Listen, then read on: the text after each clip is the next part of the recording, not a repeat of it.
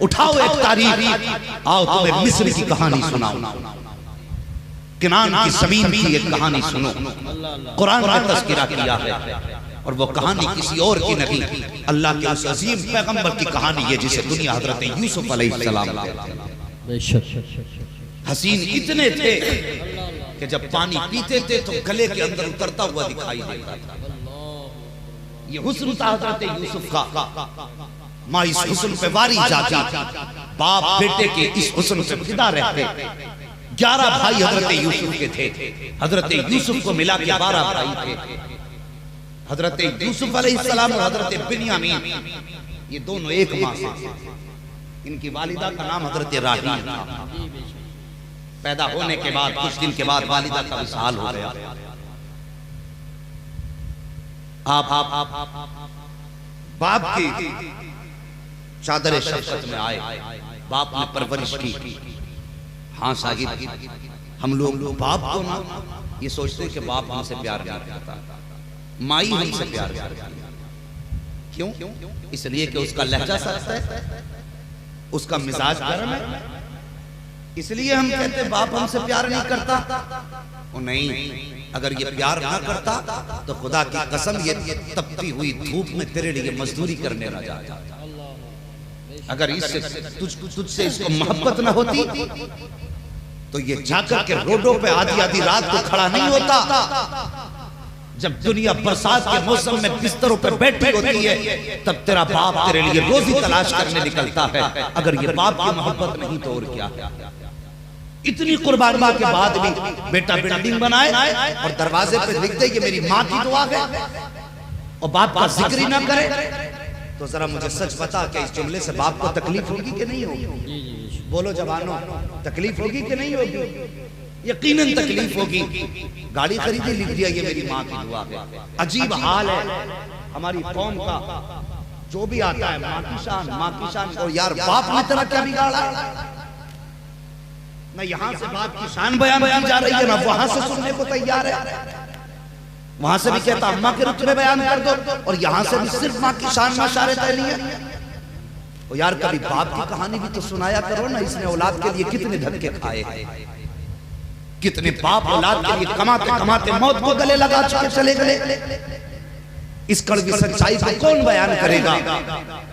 लिख देते ये मेरी माँ की दुआ है। तो यार तेरी बिल्डिंग बनी अच्छी बात है, तूने लिख दिया माँ की दुआ, तो सच बता वो माँ की दुआ है तो बाप ने पूरी जिंदगी बद्दुआ करता रहा? सोचो बाप ने क्या बद्दुआ की है? जब भी कभी अल्लाह तुम्हें नेमत दे और उस पे किसी का नाम लिखना चाहो तो सिर्फ माँ का नाम मत लिखना, बल्कि ये लिखना ये मेरे माँ बाप की दुआएं हैं, ये मेरे माँ बाप की दुआएं हैं। बच्चों जवानों ये बात ज़हन नशीन कर लेना। मैं फ्री फंड में जन्नत बांटने कहीं नहीं जाता, बस अंदाज़े बयां मेरा बहुत शौक नहीं है, शायद तो उतर जाए तेरे दिल में मेरी बात। अगर आपने मेरी इतनी बात पे अमल कर लिया कि हम कभी भी लिखेंगे तो सिर्फ माँ की दुआ नहीं बल्कि माँ बाप की दुआ लिखेंगे, तो मैं समझूंगा मेरा आना कबूल हो गया, भाई जाकिर का बुलाना कबूल हो गया। इतनी बात पे भी अगर अमल कर लिया गया, मेहरबानी करो माँ बाप के एहसानात को मानो। वरना तुमने देखा नहीं कितने लैंडलाइन में जो लाइट संभालते रहते, लाइट आ जाती है वहीं पे जल जाते 11,000 की लाइन से। और कौन सी खुशी लाई थी उसे मौत के करीब, उसके अपने शौक रह गए थे। कितने लोग ऐसा हमने अखबारों में पढ़ा है, खबरें सुनी है, पहाड़ पर काम करने गया था, पैर फिसला नीचे गिरा, भेजा निकल गया। और किसके लिए गया था मजदूरी करने? तेरे लिए। किसी पे बारिश में मजदूरी करते करते बिजली गिरी और बाप मार गया, और वो किसके लिए मरा? तेरे लिए। आज उसके इतने बड़े इनाम की कीमत तूने कैसे चुकाई कि नहीं जी मुझे बाप का चेहरा ही अच्छा नहीं लगता।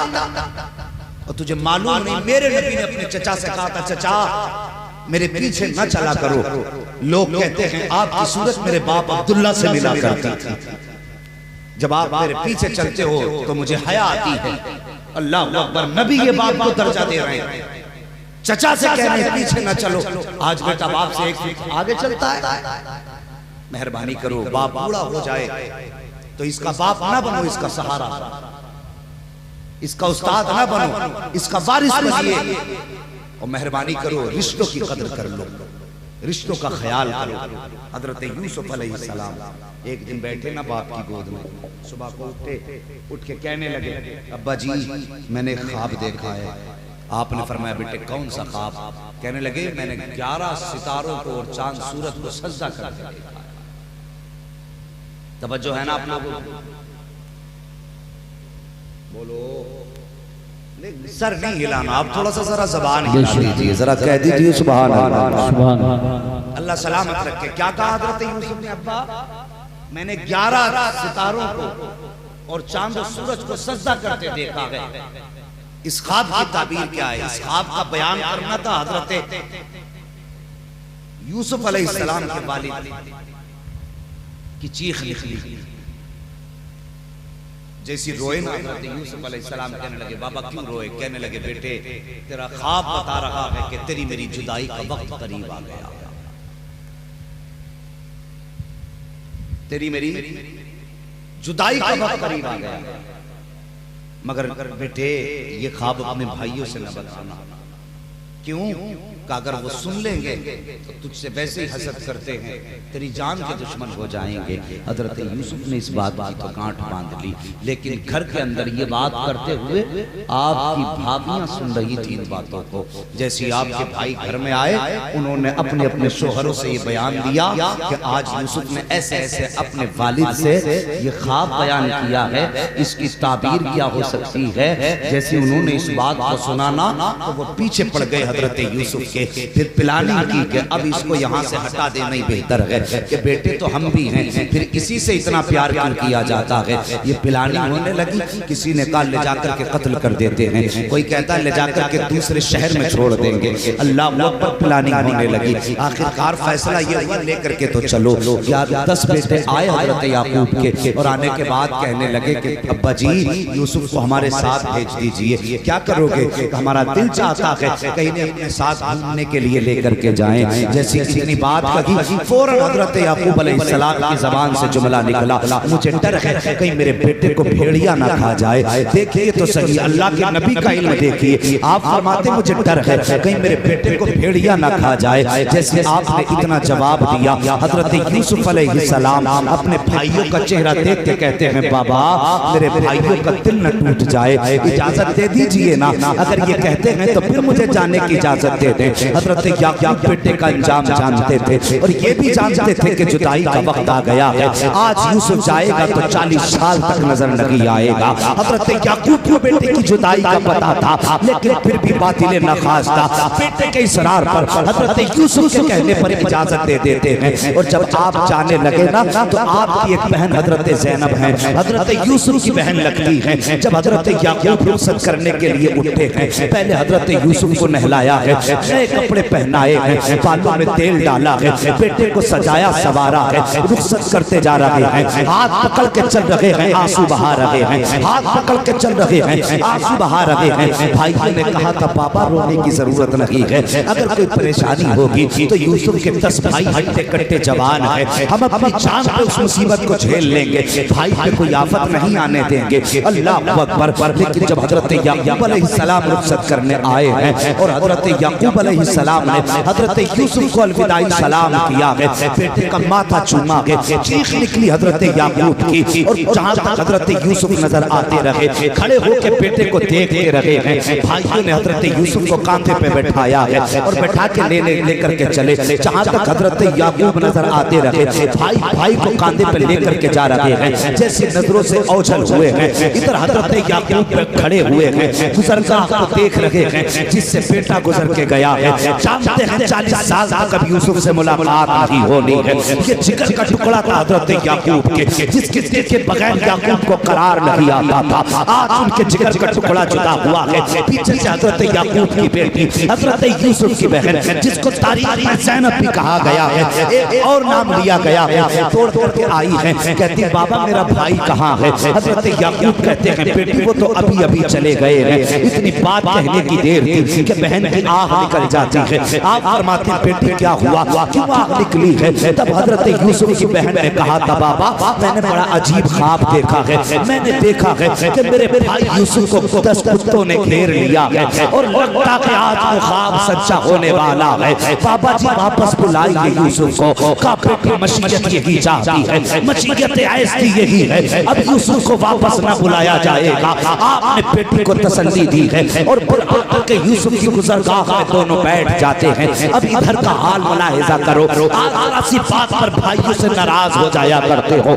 कौन सा सितम न किया 10 भाइयों ने हजरत यूसुफ पर, कौन सा जुल्म न किया जो हजरत यूसुफ की साथ पे न किया गया था। अल्लाह अकबर। जहां तक हजरत याकूब नजर आते रहे हैं, भाई प्यार करते रहे। जैसी मोड़ मोड़े हजरत याकूब की नजरों से ओझल हुए, भाई ने हजरत यूसुफ को जमीन में पटका। जैसे पटका है बड़े भाई ने आके कहा था अब पता तुझे बहुत ख्वाब दिखाई दे रहे हैं, पता तेरे ख्वाब की ताबीर क्या है। एक भाई ने पिटाई शुरू की है, आप दूसरे भाई की तरफ गए, उस भाई ने भी मारना शुरू किया। इरादा कत्ल का था। इतना हजरत यूसुफ को मारा गया, इतना पीटा गया, ऐसा लगता था कि अब दम निकलने वाला है। इतने में बड़े भाई ने आके कहा जिसका नाम शमून था, उसने आकर के 9 भाइयों को रोका और कहा खबरदार अब और हाथ मत उठा देना, लगता है यूसुफ की जान निकलने वाली है। अगर ये कत्ल हो गए, अगर जान निकल गई तो हम मरने के बाद अपने रब को कौन सा मुंह दिखाएंगे, हम जहन्नमी हो जाएंगे। अब क्या करना है? करना ये है कि अब इसको उठाओ, यहाँ से किसी जंगल में जाकर के दूर डाल दो। कोई कहता था शहर में फेंक दो, कोई कहता था जंगल में फेंक दो। आखिरकार शैतान आया इनका मुशीर बन के, उसने मशवरा दिया ऐसा करो कि इनको कुएं में जाकर के डाल दो। भाई भी मुत्तफिक हो गए। हजरत यूसुफ के हाथों को बांधा गया, आपके बदन के कपड़े उतारे गए और बाप को ये यकीन दिलाने के लिए कि यूसुफ को भेड़िया खा गया और एक बकरी ज़िबा की गई और बकरी ज़िबा करने के बाद आपके कुर्ते को खून से रंगा गया। हजरत यूसुफ को कुएं में लटकाया गया। कुएं की अजीब सूरत थी कि वो ऊपर से तंग था, नीचे से कुशादा था। जब रस्सी कटने लगी रब ने फरमाया जिब्रील अमीन अर्ज करते जी रब्बे जलील का जल्दी कर यूसुफ की रस्सी कट चुकी है, वो कुएं की तरफ जा रहे हैं। जन्नत से तख्त भी लेके जा, लिबास भी लेकर के जा और जा के उनके पहुंचने से पहले उनके कदमों के नीचे बिछा दे और उनसे जाकर कह देना यूसुफ उदास ना हो, सब्र करना तेरा काम है और वो तुम्हें बुलंद कर देना ये तेरे परवरदिगार का काम। नारे तकबीर, नारे रिसालत, नारे गौसियत, मसलके आला हजरत फैजान हुजूर मुफ्ती आज़म हिंद मुफ्ती हम्माद रज़ा साहिब क़िबला। सुभान अल्लाह। कौन सा सितम भाई ने ना किया, वो कौन सा जुल्म था जो हजरत यूसुफ पे ना हुआ। अल्लाह अकबर। हजरत यूसुफ को कुएं में फेंका भाइयों ने और वापस पलटे। शाम के वक्त वापस आए। कुरान फरमाता वजाऊ अबाहुम इशाअ, रात के वक्त अपने वालिद के पास वो रोते हुए आए और हाथ में उनके हजरत यूसुफ का कुर्ता था, कमीज थी हजरत यूसुफ की। जानते हो ये कौन सी कमीज थी? अल्लाह अकबर। इस कमीज को निस्बत हजरत इब्राहिम खलीलुल्लाह से। किससे? बोल दो। हजरत इब्राहिम खलीलुल्लाह से निस्बत की इस कमीज को। आए शाम को कहने लगे अब्बा हम आगे निकल गए थे, यूसुफ पीछे रह गए। भेड़िया आया और हजरत यूसुफ को खा गया और कहा ये उनकी कमीज है। हजरत यूसुफ हजरत याकूब अलैहिस्सलाम ने उस कमीज को खोला और खोल के कहने लगे भेड़िया कितना अक्लमंद था, मेरे यूसुफ को खा गया और उसके कुर्ते पे जरा सा खोता तक नहीं लगा। बड़ा चालाक भेड़िया था कि पूरे यूसुफ को खा गया और कुर्ता कहीं से ना फटा। आपने अपनी बेटी का हाथ पकड़ा और आए उस मकाम पर जहां बकरियां चराते थे ये, और आने के बाद पहाड़ के टीले पर चढ़े और चढ़ने के बाद आवाज दे के कहा था ओ जंगली जानवरों जरा बाहर निकलो, आज अल्लाह का नबी तुमसे हिसाब लेने आया है। ये बात कही थी आज अल्लाह का नबी तुमसे हिसाब लेने आया है। आपकी आवाज का गूंजना था, सारे जानवर जितने दरिंदे थे आके हजरत याकूब के सामने जमा हो गए। आप फरमाते हैं बताओ मेरे यूसुफ को किसने खाया है? कौन सा वो जानवर है जिसने यूसुफ के ऊपर अपने पंजे जमाए हैं? हर भेड़िया हर दरिंदा गर्दन झुका के कह रहा था याकूब हमारी औकात क्या है, हम तेरे यूसुफ को खा सके? काफिर बताओ तो सही, अगर नहीं खाया है तो ये मुर्दे पे खून कैसा है, ये खून किस चीज का है? तब एक भेड़िए ने कहा था मैं तो रोजी की तलाश में निकला था, मैं रिज़्क़ की तलाश में आया था, मैंने देखा था कि आपका एक बेटा बकरी को ज़िबा कर रहा था और इस कुर्ते पे खून लगा रहा था। कहा याकूब ये तेरे यूसुफ का खून नहीं है बल्कि ये बकरी का खून है, गोश्त मैंने खाया है, खून मुझ पे लगाया गया है, हमारी औकात क्या है जो तेरे बेटे को हम गलत नजर से देख सके? कहा याकूब हमारी सफाई को कबूल कर ले वरना क़यामत तक रोते रखेंगे। हयातुल हैवान के अंदर अल्लामा तबीरी लिखते हैं कि क़यामत तक भेड़िए जब तक रोएंगे यही कहते रखेंगे याकूब हम बेगुनाह हैं, हमने तेरे यूसुफ के ऊपर पंजे जमाए। सुभान अल्लाह। नारे तकबीर, नारे रिसालत, नारे गौसियत, मसलके आला हजरत उलमाए अहले सुन्नत। सुभान अल्लाह, सुभान अल्लाहु अकबर। अल्लामा तमीरी लिखते हैं आज भी जब भेड़िए रोते हैं तो वो यही कहते हैं याकूब हम बेगुनाह हैं, हमने तेरे यूसुफ को तकलीफ नहीं पहुंचाई। अल्लाहु अकबर। ये चले गए। ओ भाई 3 दिन के बाद एक काफिले का गुजर हुआ। जब एक काफिले का गुजर हुआ उन्हें पानी की जरूरत पड़ी। अल मुख्तसरी उन्होंने डोल डाला। हजरत जिब्रील कहने लगे यूसुफ इसमें बैठ जाइए। जितने दिन हजरत यूसुफ अलैहिस्सलाम कुएं में रहे हजरत जिब्रील उनका दिल बहलाया। और यार कभी रब की रजा के लिए मुसीबतें तो उठा के देखो। आज सारा सी मुसीबतें आ जाती, कहते हैं ये सारी मुसीबतें अल्लाह ने मेरे ही मुकद्दर में लिखी थी। हजरत राबिया बसरिया रज़ियल्लाहु ताला आपके सामने से एक शख्स गुजरा, उसके माथे पे पट्टी बंधी थी। मुफ्ती साहब उसके माथे पे पट्टी बंधी थी। आपने फरमाया क्या हुआ? कहने लगा बहुत तेज दर्द है सर में। आपने फरमाया क्या इससे पहले भी हुआ? कहने लगा कभी नहीं हुआ। आपने फरमाया उम्र कितनी हो गई? वो कहने लगा 40 साल। आप फरमाती तो कितना जालिम है जिस रब ने तुझे 39 साल 11 महीने सुकून दिया, तूने कभी उसके शुक्र की पट्टी अपने सर पे बांधी? आज एक बार दर्द क्या हो गया, तूने ना शुक्री की पट्टी अपने सर पे बांध दी। ओ भाई अगर मुसीबतें भी आया करें, आफतों को देख के आहो फुगा न किया करो, हाथ उठा के कहा करो या अल्लाह जिसमें तू राजी है उसमें हम भी राजी हैं। सुभान। और फिर देखो अल्लाह कैसे हंसले बुलंद करता है, और फिर देखो कैसे रहमतों के दरवाजे का यूसुफ सब्र का दामन। 3 दिन गुजर गए, हमने कुएं में डाला है, हम ही तुझे निकालेंगे। तवज्जो है ना आपकी? हमने तुझे कुएं में डाला है, हम ही निकालेंगे। आया काफिला, डोल में बैठ गए, रस्सी खींची। जैसी डोल खींचने वाले ने देखा हजरत यूसुफ का चांद सा चेहरा नजर आया। उसने कहा ओ मेरे काफिले वालों खुशखबरी हो, कितना खूबसूरत बच्चा मिल गया। अल्लाहु अकबर। हजरत यूसुफ का वो चेहरा था जिसे प्यासे देखने तो प्यास खत्म हो जाए और भूखे देखने तो भूख खत्म हो जाए। कसम खुदा की सोचो, अगर यूसुफ का हुस्न ऐसा है तो मदीने वाले मुस्तफा का हुस्न ऐसा है। सुभान। हाँ तभी तो आला हजरत फरमाते हुस्न यूसुफ पे कटी मिस्र में अंगुष्ठे जना, सर कटाते हैं तेरे नाम पे मर्दान अरब। सुभान। सर कटाते हैं तेरे नाम पे मर्दान अरब। ये हुस्न उनका था। जैसे उन्होंने निकाला तो भाइयों ने सोचा चलो चल के देखें, जिंदा के खत्म हो गया। हाँ जिंदा के खत्म हो गए ये सोच करके आए थे देखने। जब देखा हजरत यूसुफ को उनके पास तो इन्होंने सोचा अच्छा ये तो बाहर निकल आया। कहने लगे कहाँ लेके जा रहे हो? कहा ये हमें कुएं में मिला। भाइयों ने हजरत यूसुफ के कान में कह दिया अगर तुमने राज खोला तो हम जाके बिन्यामीन को भी कत्ल कर देंगे। और हजरत यूसुफ को बिन्यामीन से बड़ा प्यार था। डर गए, चुप हो गए। भाइयों ने कहा कहां लेके जा रहे हो? कहा ये हमें कुएं में मिला। कहने लगे ये हमारा भगोड़ा गुलाम है। उस वक्त भगोड़ा गुलाम होना ये ऐब होता था गुलाम के लिए, जिससे कीमत भी घटती थी। तो जैसी इतनी बात कही ना तो वो कहने लगे अच्छा फिर इसे बेच दो।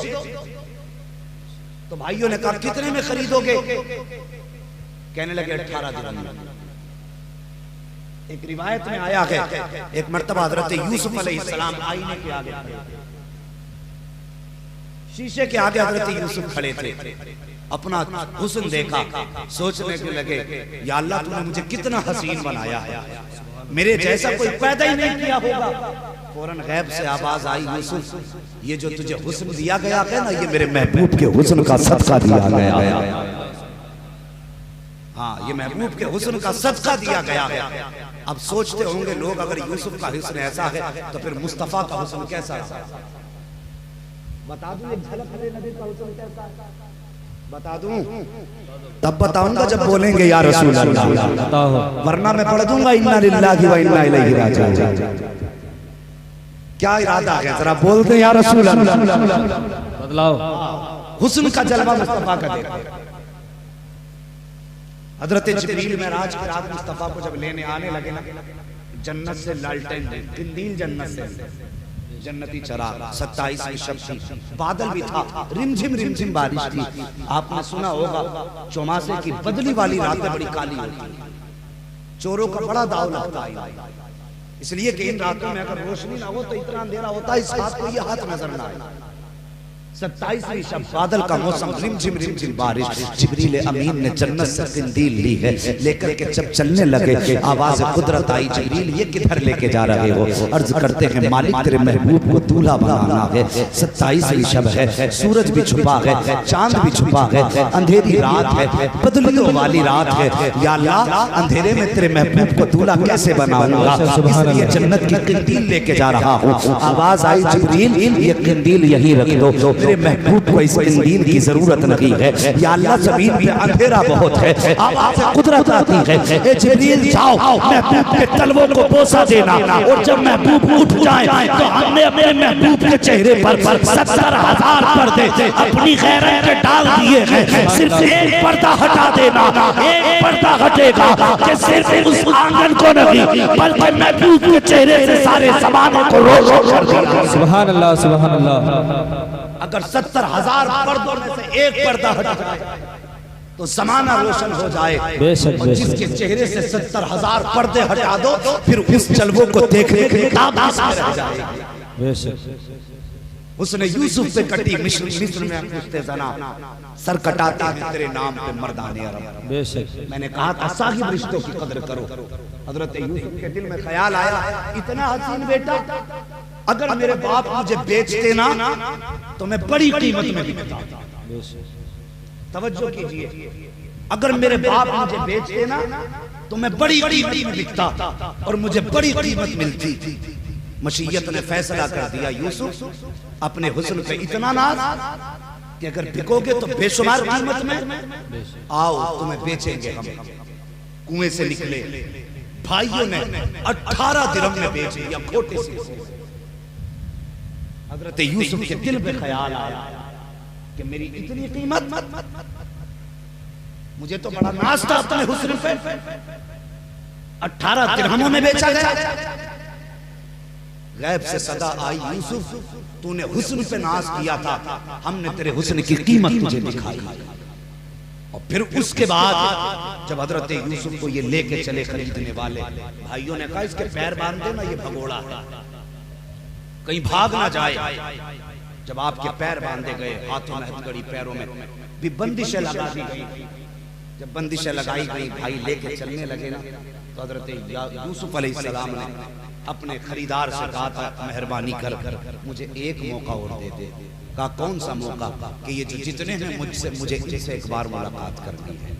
ओ यार भाइयों की कदर करो। हजरत यूसुफ से पूछो जिन भाइयों ने 18 सिक्कों में बेचा, 18 दिरहम में बेच दिया था खोटे सिक्कों में, उन भाइयों के पास हजरत यूसुफ आए और अपने हाथ हर भाई के गले में डाले और डाल के गले मिलते जाते रोते जाते और ये कहते जाते भाइयों जो मेरे साथ किया है वो मेरे बिन्यामीन के साथ मत कर देना। जो तुमने मेरे साथ किया है ये मेरे भाई के साथ मत कर देना। और कहते जाते जो तुमने किया है मैं बद्दुआ नहीं देता, मैं तुम्हें बद्दुआ नहीं देता। ये कह के मिलते जाते रोते जाते, मिलते जाते रोते जाते, आखिर में जब चलने लगे पलट के आखिरी बार भाई के चेहरे की तरफ देखा और देखने के बाद कहा भाइयों तुमने मुझे तमाचे लगाए, मैंने कुछ नहीं कहा।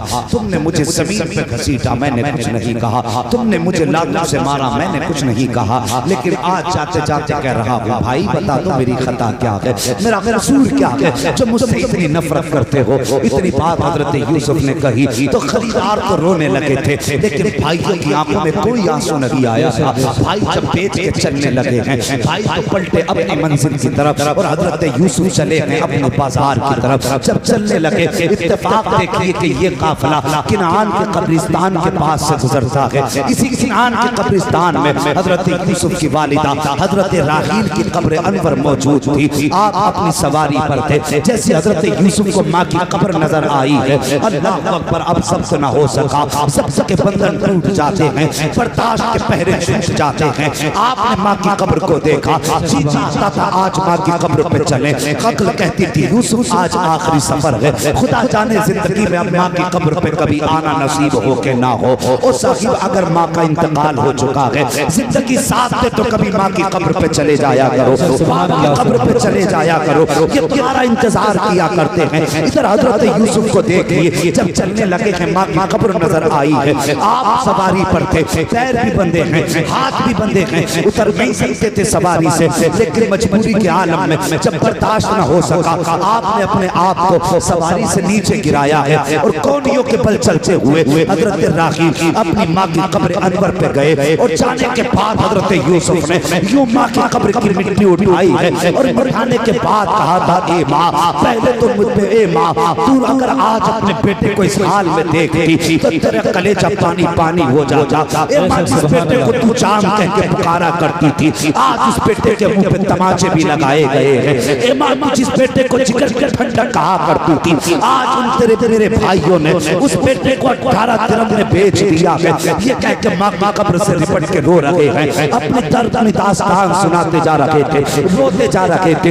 इतने में काफिले वालों ने देखा कि यूसुफ नजर नहीं आ रहे हैं, जैसे पलटे हैं पीछे एक आया पहरेदार, पीछे आके हजरत यूसुफ को तलाश करते करते आया, आकर के देखा हजरत यूसुफ माँ की कब्र से लिपटे हुए थे। चूंकि भाइयों ने कह दिया था ये भगोड़ा है, इसका ख्याल रखना, उनके जहन में ये बात आई, भाग के जा रहा था। ये सोच करके वो आए और आने के बाद एक ने आगे बढ़ के हजरत यूसुफ को पकड़ के खड़ा किया, कहा चुप रहा था। हजरत यूसुफ ने कहा नहीं ये मेरी माँ की कब्र है, आखिरी बार माँ से मिल रहा था। अल्लाह अकबर, जैसे इतनी बात कही है उसने हजरत यूसुफ के मुंह पे तमाचा लगाया। जैसे तमाचा लगाया है हजरत यूसुफ की चीख निकली, माँ की कब्र अनवर की तरफ देखा और रो के कहा था माँ अब तक तो भाइयों में तमाचे मारे हैं, अब मिस्र वाले तमाचे मार रहे हैं।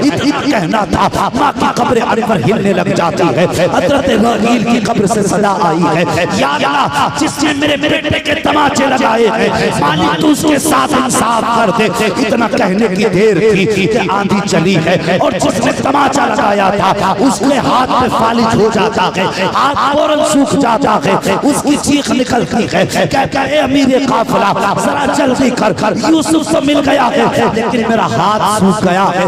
वो तोड़ करके आया, कहने लगा क्या हुआ? कहने लगा मैंने इस बच्चे के तमाचे लगाए हैं। एक तमाचा लगाया, इसने कब्र की तरफ देखा और न जाने कब्र में किसने क्या कहा है। उसके बाद उसका हालत ये है कि मेरा हाथ सूख गया है। अमीर काफिला ने आके कहा था ए बेटे बता तो सही क्या तूने इसके लिए बददुआ की है? इतना सुनना था। हजरत यूसुफ कहते हैं हम कभी किसी के लिए बददुआ नहीं किया करते हैं, हम बददुआ नहीं किया करते हैं। कहा बता तो सही फिर हाथ क्यों इसका सूख गया और वो कौन है जिसकी कब्र की तरफ तूने रुक करके आवाज दी है? हजरत यूसुफ ने कहा था ये मेरी माँ की कब्र अनवर है। जब इसने तमाचा लगाया तो मेरी माँ ने देख लिया था और ये मेरी दुआ नहीं है बल्कि मेरी माँ की ज़बान से निकले हुए जुमले हैं। अमीर काफिला ने कदम पकड़े हजरत यूसुफ के, कहने लगा बेटे जो खता हो गई है इसकी तरफ से मैं माफी मांगता हूँ। उसके बाद आपने कहा था अगर माफी मांगनी है तो मेरी माँ से माफी मांगो जिसके सामने मुझे तमाचा लगाया गया है। अमीर अमीर काफिला ने माँ की कब्र की तरफ हाथ उठा के कहा था, इस नीक सीरत बच्चे की माँ, मैं माफी चाहता हूँ, माफ कर दीजिए। इतना जुमला कहा था, कब्र से आवाज आती है, या अल्लाह मैंने बेटे पे जुल्म करने वाले को तेरी रजा के लिए माफ कर दिया है, तू भी माफ फरमा दे। इतना कहना था कि आदि भी थम जाती है, बाजू भी दुरुस्त होता नजर आता है। सुभान अल्लाह। हज़रात ये हज़रत यूसुफ हैं। अब जब यहाँ से गए बाजार में बिकने के लिए तो ख्याल हज़रत यूसुफ का ये था, मेरी तो कीमत 18 दिरहम में, मुझे कौन खरीदेगा। लेकिन आज मशीयत कह रही थी, यूसुफ तूने उस दिन हुस्न पे नाज किया था, आज तेरा नाज खत्म है, आज हम तुझे दिखाते हैं तेरे हुस्न की कीमत क्या है। और खुदा की कसम जब हज़रत यूसुफ को बाजार में बेचा गया ना, तो बड़े बड़े अमीर खड़े थे, दौलतें, सोने, चांदी, हीरे जवाहरात ढेर लगे थे। और जिसने खरीदा ना, खुदा की कसम इतनी कीमत में खरीदा गया कि जिसका मैं और आप अंदाजा तक नहीं लगा सकते।